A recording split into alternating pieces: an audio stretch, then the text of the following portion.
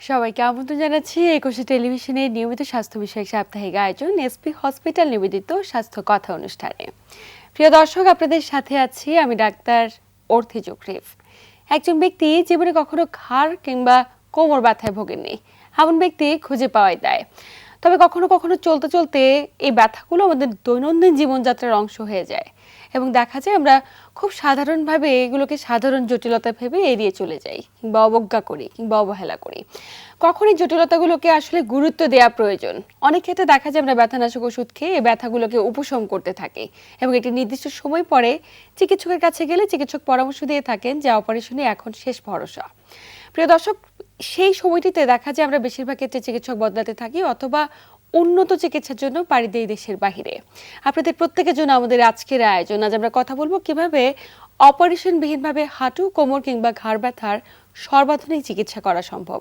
আলোচনা করবার জন্য স্টুডিওতে আমাদের সাথে আছেন ডাক্তার এস চক্রবর্তী, বাত ব্যথা, প্যারালাইসিস ও ফিজিওথেরাপি বিশেষজ্ঞ, সহযোগী অধ্যাপক ও vice principal, Dhaka college of physiotherapy, chairman ও চিফ কনসালটেন্ট, এসপি হসপিটাল।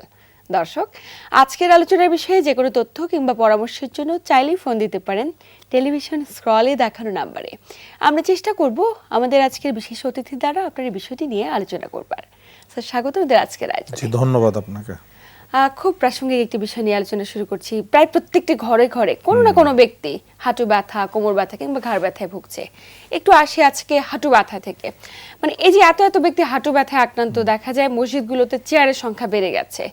আগের তুলনায় এখন দাঁড়িয়ে আর নামাজ আদায় করতে পারছে না এবং পরিবারে যারা 40 ঊর্ধ্ব সদস্য তারা একদম স্বেচ্ছায় বসে বসে নামাজ পড়ে।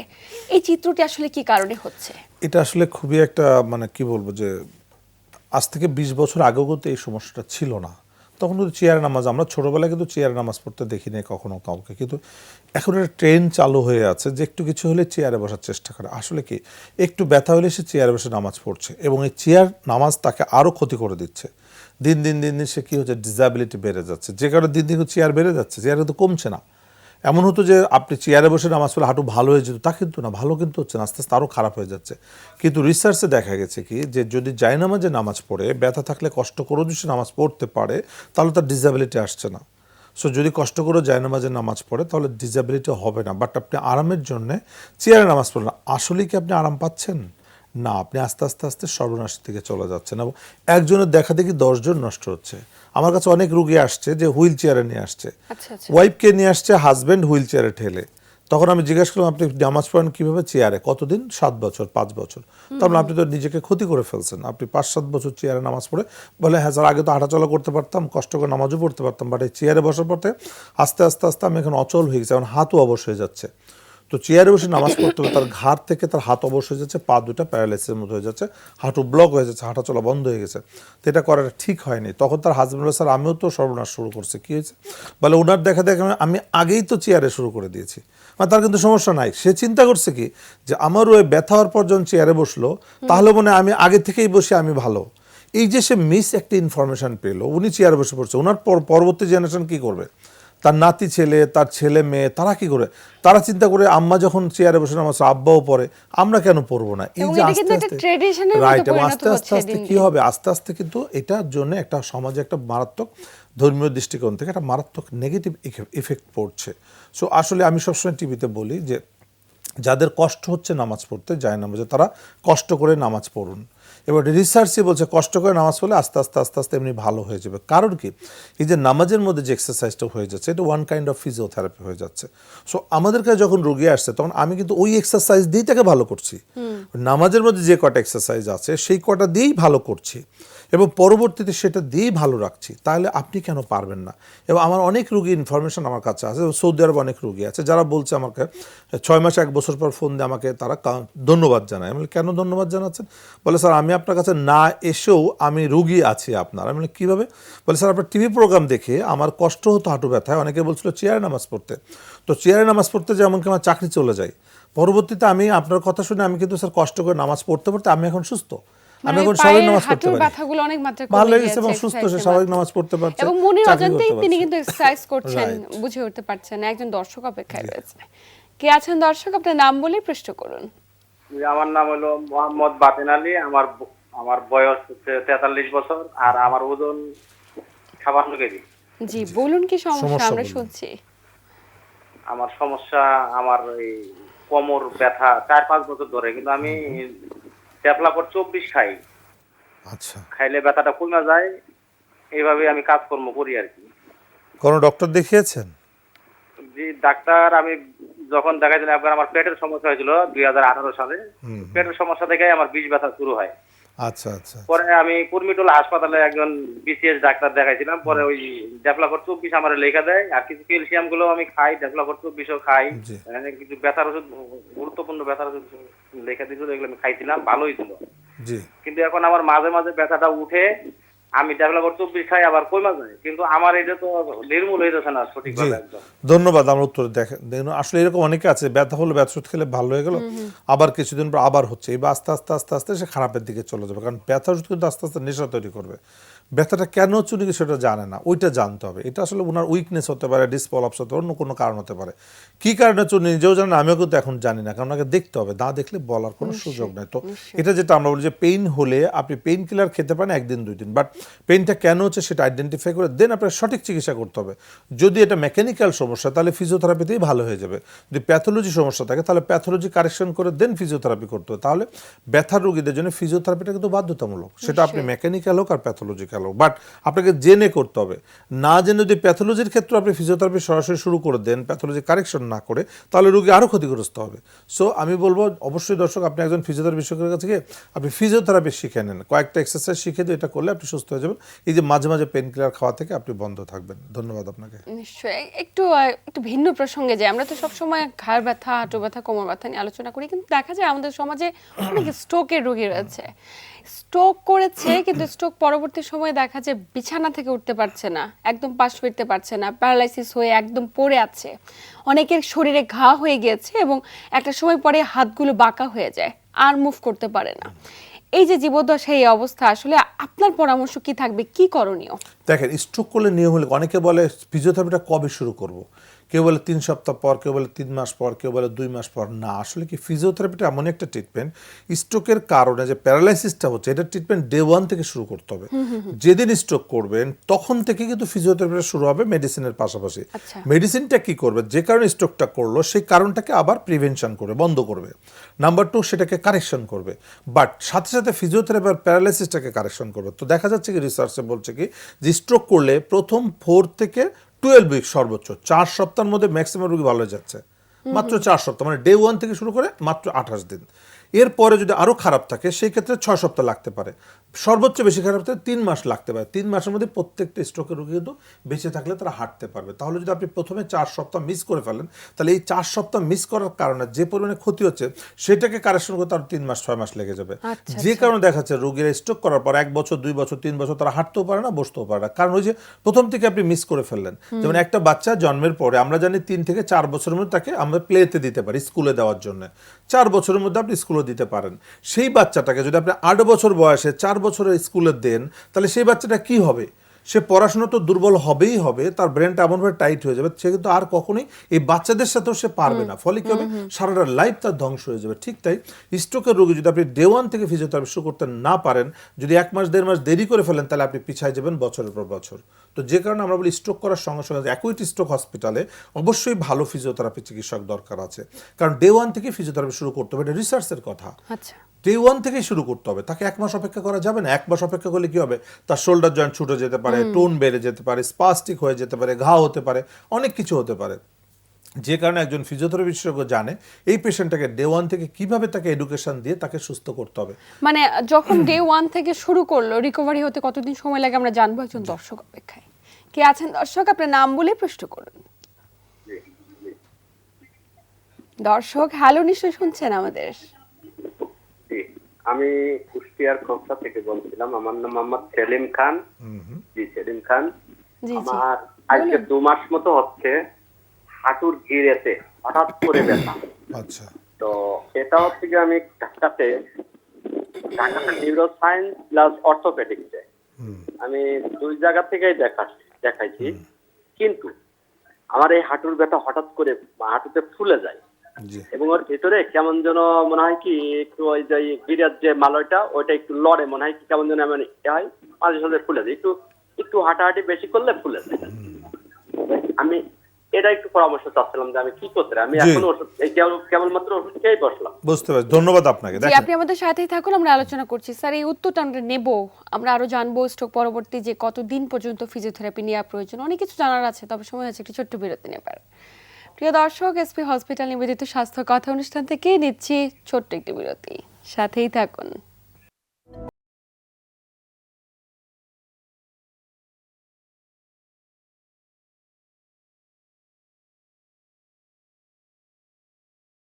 প্রিয় দর্শক, বিরতির পর আবারও সবাইকে স্বাগত জানাচ্ছি এসপি হসপিটাল নিবেদিত স্বাস্থ্য কথা অনুষ্ঠানে।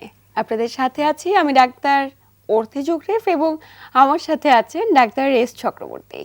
বিরতির পর আবারও স্বাগত ওদের আজকের আয়োজনে। ধন্যবাদ আপনাকে। বিরতির আগে একজন দর্শক ফোন দিয়েছিলেন, তিনি তার বিভিন্ন জটিলতার কথা বলছিলেন, সেই আলোচনায় ফিরতে চাই। দেখেন, ওনাকে বললো হাঁটুতে ব্যথা, উনি ব্যথার ওষুধ খায়, কমে আবার বেড়ে যাচ্ছে। তো এই যে এইভাবে চলছে, আস্তে আস্তে আস্তে আস্তে আরও ক্ষতি হতে পারে। কারণ হাঁটুটা কেন ব্যথা হচ্ছে, এটা মেকানিক্যালি হচ্ছে না কোনো প্যাথোলজি, সেটা আমাদের জানতে হবে। যেটা কোমর থেকে সাধারণত সমস্যা থাকলে সেটা হাঁটু ব্যথার কারণ হতে পারে।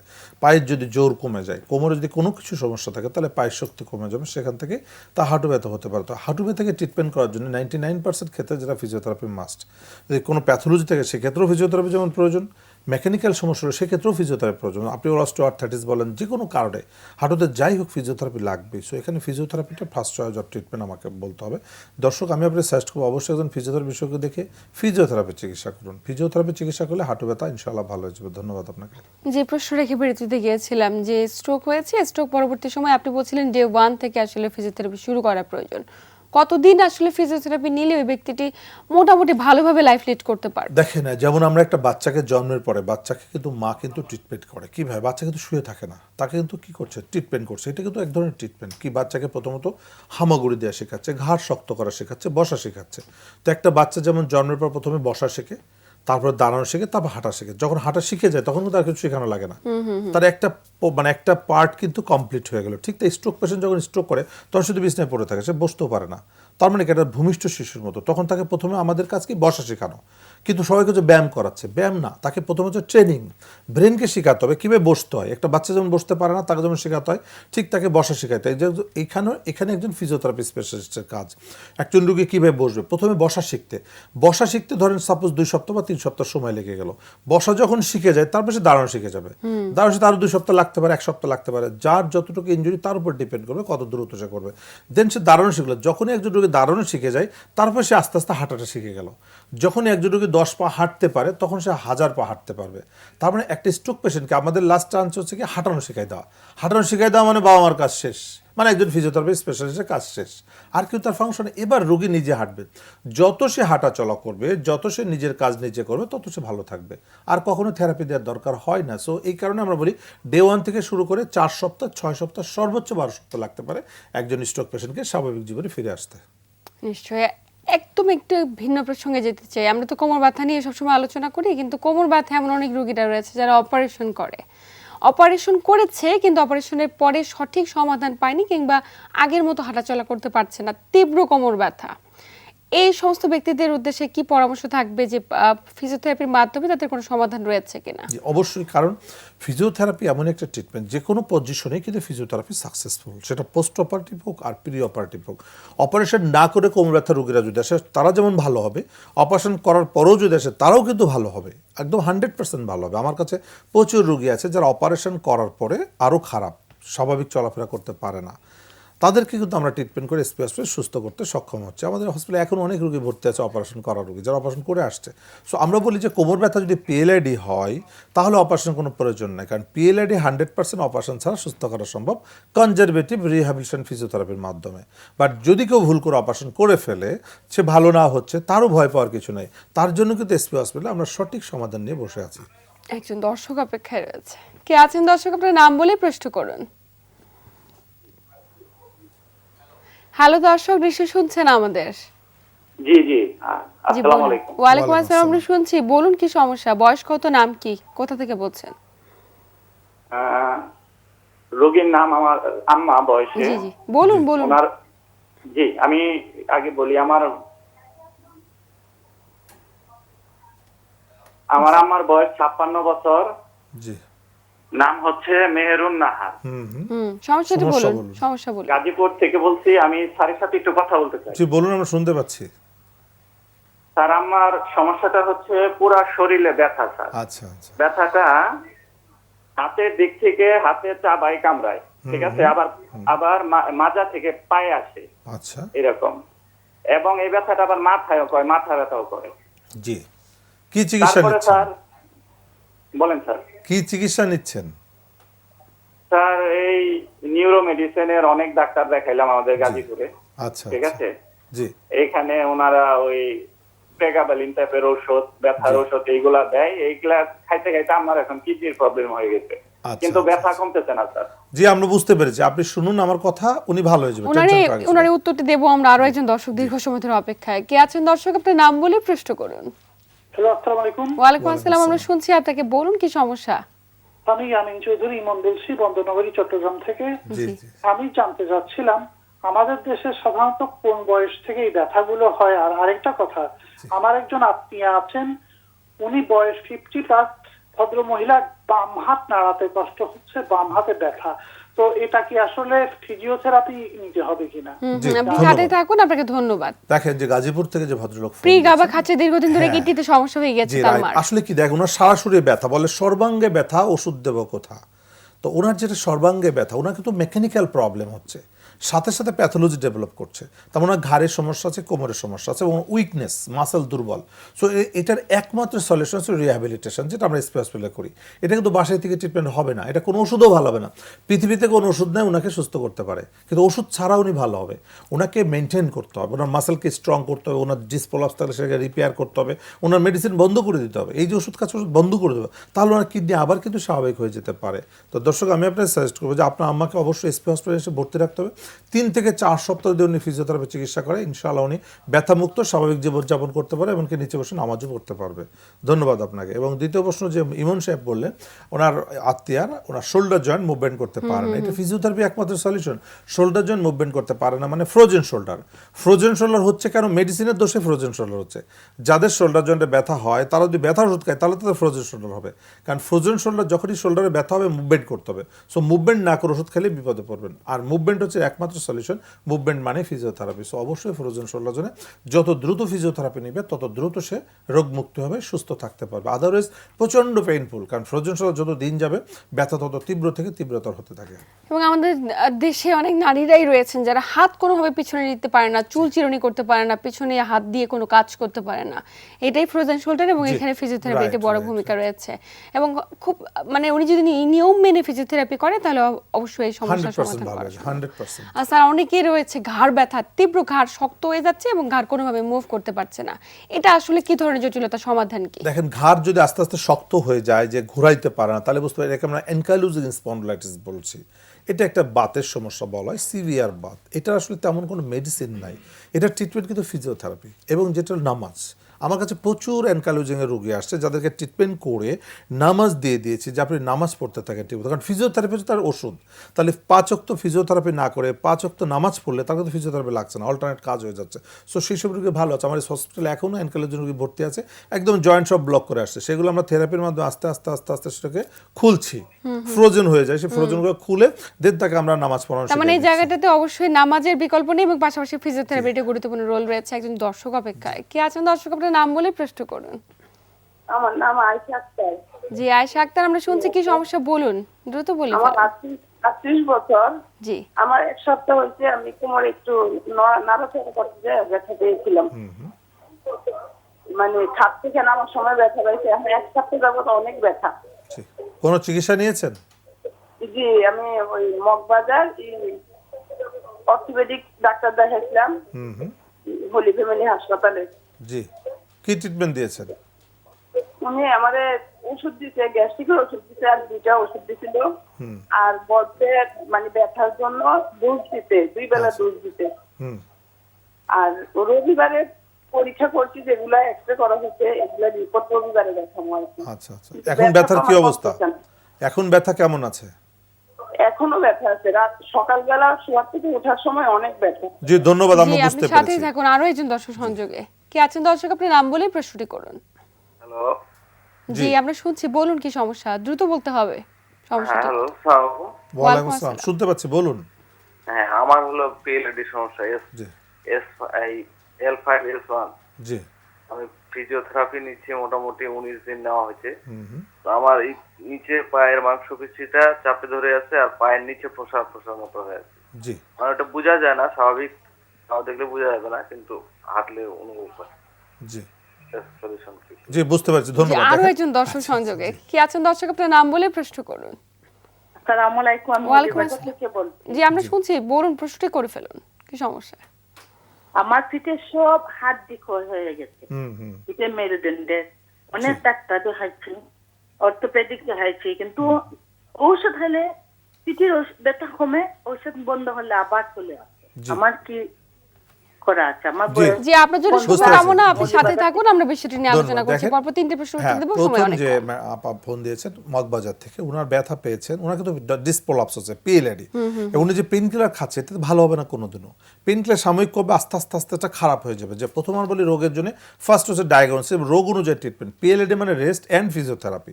যেটা দ্বিতীয় প্রশ্ন যে ছেলেটা করলেন, যে ওনার পিএলআই 19 দিন থেরাপি নিয়েছেন, থেরাপি নেওয়াটা সঠিক হচ্ছে না। এই থেরাপিটা রেস্টে থাকতে হবে, কারণ রেস্ট হচ্ছে মূল ট্রিটমেন্ট। পিএলআইডি মানে রেস্ট। পিএলআই রোগীদের মধ্যে অনেক হতাশা কাজ করছে। এবং তৃতীয় প্রশ্ন যিনি করলেন, ওনার বলে হাড় ক্ষয় হয়েছে, ওনারও কিন্তু একই অবস্থা পিএলআইডি, হাড় ক্ষয় হয়ে যাচ্ছে, এই কথার কোনো ট্রিটমেন্ট নাই। আসলে হাড় ক্ষয়টা ন্যাচারাল প্রসেস, হাড় ক্ষয় রোগটা একটা অসুখ। ওনাকে হাড় ক্ষয় রোগ না হাড় ক্ষয়, হাড় ক্ষয় হলে তার কোনো চিকিৎসার দরকার নাই, বাট ক্ষয় রোগ যদি হয় তার ট্রিটমেন্ট আছে। কিন্তু হাড় ক্ষয়ের জন্য ওনার ব্যথা হচ্ছে না, হাড় ক্ষয় হলে সেটা একসময় ভেঙে যেতে পারে, প্যারালাইসিস হতে পারে, নেক অফ দ্য ফিমার ফ্র্যাকচার হতে পারে, বাট এটা অন্য জিনিস। কিন্তু ওনার যেটা আছে, ওনারও পিএলআইডি আছে, ওটা এমআরআই কোনো রোগটা ডায়াগনোসিস প্রপারলি না হওয়ার কারণে উনি ওষুধ খেয়ে ব্যথা কমে, ওষুধ ছাড়লে বেড়ে যাচ্ছে। কারণ হাড় ক্ষয় যদি হয়, ওষুধ খেলে ব্যথা কমবে না, হাড় ক্ষয় অন্য জিনিস। সো এটা হচ্ছে পিএলআইডি। তো পিএলআইডি ট্রিটমেন্ট হচ্ছে রেস্ট অ্যান্ড ফিজিওথেরাপি, তিনজনেরই একই চিকিৎসা নিতে হবে। মানে ফিজিওথেরাপি নিলে এই ধরনের Rest জটিলতাগুলো and একদমই right, এটা সমাধান করা 100% সম্ভব। তবে recovery কার করা কাছে সম্ভব। ফিজিওথেরাপি নিচ্ছে, সঠিক উপায় নিচ্ছে কিনা, এটা Right. ভাবাটা অনেক বেশি জরুরি। একদম আলোচনা শেষ প্রান্তে। আপনাকে আন্তরিক ধন্যবাদ, গুরুত্বপূর্ণ তথ্য এবং পরামর্শের মাধ্যমে দর্শকদের উপকৃত করবেন। আপনাকেও ধন্যবাদ। প্রিয় দর্শক, এই ছিল আমাদের আজকের আয়োজন। যেমনটি বলছিলেন আমাদের আজকের বিশেষ অতিথি, অবশ্যই অ্যানকালোজিং স্পন্ডালাইটিস, স্ট্রোক পরবর্তী রিহ্যাবিলিটেশন, কিংবা আপনার শরীরের যে কোনো জয়েন্টে ব্যথা, কোমর, হাঁটু কিংবা ঘাড়ে যে কোনো ধরনের জটিলতার ক্ষেত্রে অবশ্যই আস্থা রাখতে পারেন একজন ফিজিওথেরাপিস্টের প্রতি, এবং এই জায়গাটিতে এসপি হসপিটাল খুব গুরুত্বপূর্ণ একটি ভূমিকা পালন করছে। সবাই ভালো থাকুন, সুস্থ থাকুন এবং 21 টেলিভিশনের সাথেই থাকুন।